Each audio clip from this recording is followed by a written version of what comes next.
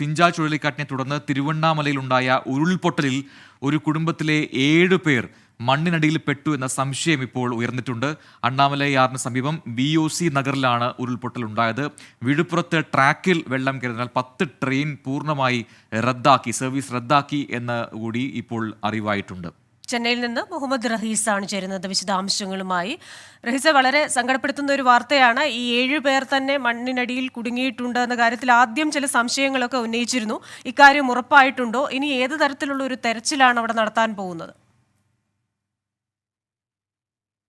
Prajin, Christina, ഇപ്പോഴും ഈ 7 പേർ ഇവിടെ കുടുങ്ങിയിട്ടുണ്ടോ എന്നുള്ള കാര്യത്തിൽ സ്ഥിരീകരണം ഉണ്ടായിട്ടില്ല. പക്ഷേ അങ്ങനെ കുടുങ്ങിയിട്ടുണ്ട് എന്നുള്ള ഒരു ഉറപ്പിന്മേലാണ് ഇവിടെ ഇപ്പോൾ തിരച്ചിൽ നടക്കുന്നത്.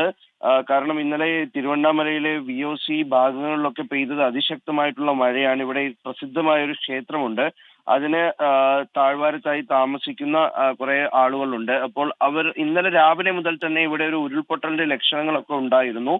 ആദ്യം കുറച്ച് മണ്ണ് മലയുടെ ഭാഗത്തു നിന്നും താഴേക്ക് വന്നിരുന്നു. അപ്പോൾ കുറെ പേരൊക്കെ ഇവിടെ നിന്നും മാറ്റിയിരുന്നു.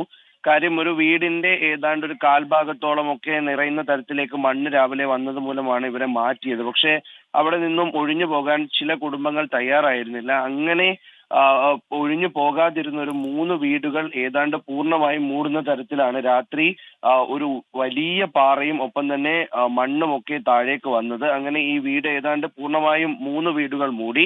അതിൽ ഒരു വീട്ടിലാണ് 7 പേരുണ്ടായിരുന്നു എന്ന് നാട്ടുകാർ പറയുന്നത്. അതായത് രാജ്കുമാർ എന്നയാളും അദ്ദേഹത്തിന്റെ ഭാര്യയും 2 കുട്ടികളും ഒപ്പം തന്നെ ജ്യേഷ്ഠന്റെ 3 കുട്ടികൾ. അങ്ങനെ നോക്കുകയാണെങ്കിൽ 5 കുട്ടികളുണ്ട്. അതാണ് ഇതിൽ ഏറ്റവും സങ്കടപ്പെടുത്തുന്ന കാര്യവും. ഇവരെ ഇതുവരെയും കണ്ടെത്താൻ കഴിഞ്ഞിട്ടില്ല. കാരണം ഇവര് ഈ പ്രദേശത്തില്ല. ഈ പ്രദേശത്തെ റേഞ്ച് സംവിധാനത്തിന്റെ പ്രശ്നങ്ങളൊക്കെ തന്നെയുമുണ്ട്.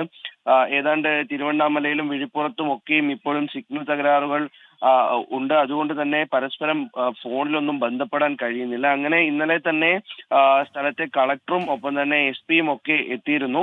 ശേഷം NDRFന്റെയും SDRFന്റെയും ടീം അവിടെ എത്തി ആദ്യഘട്ടത്തിൽ ഒരു പരിശോധന നടത്തി. പക്ഷേ അവരെ അവിടെ നിന്നും കണ്ടെത്താൻ കഴിഞ്ഞില്ല. അതായത് രക്ഷാപ്രവർത്തനവുമായി മുന്നോട്ട് പോകാൻ കഴിഞ്ഞില്ല. ശേഷം ഇന്ന് പുലർച്ചയോടുകൂടി രക്ഷാപ്രവർത്തനം പുനരാരംഭിച്ചിട്ടുണ്ട്. ഈ മണ്ണ് മുഴുവൻ നീക്കം ചെയ്താൽ മാത്രമേ ഇവർ ആ വീട്ടിലുണ്ടോ എന്നുള്ളത് അറിയാൻ പറ്റുള്ളൂ. മാത്രമല്ല, ഇവർ മറ്റേതെങ്കിലും വീടുകളിലോട്ട് പോയിട്ടുണ്ടോ എന്നറിയാനുള്ള തെരച്ചിൽ കൂടി ഈ സമയത്ത് നടന്നുകൊണ്ടിരിക്കുകയാണ്. എന്തായാലും അവരവിടെ ഉണ്ടാകാതിരിക്കട്ടെ എന്നുകൂടി നമുക്ക് പ്രത്യാശിക്കാം. തീർച്ചയായിട്ടും അങ്ങനെ ഒരു നല്ല വാർത്ത വരട്ടെ.